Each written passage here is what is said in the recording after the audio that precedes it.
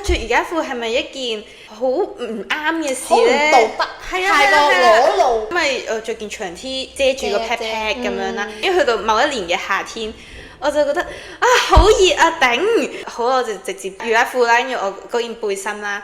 跟住就直接去瑜伽 centre，但係我都有啲驚啦，我覺得好似咁樣唔係咁好，所以我嗰陣我揀咗搭的士。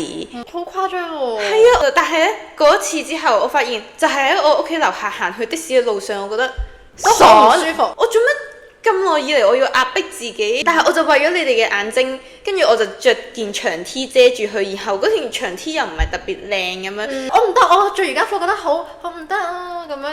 我最病態係女仔自己都咁樣諗咯。係因為其實呢一個觀念咧係都係灌輸俾啲女仔咁樣，你着瑜伽褲係唔啱咁樣，唔會有人灌輸俾啲男仔話，跑步唔好着短褲啊，你就咁着條短褲唔好着短褲啊你。係啊，不雅，唔會有人灌輸啲男仔咁樣噶嘛。以前遮遮掩掩嘅時候啦。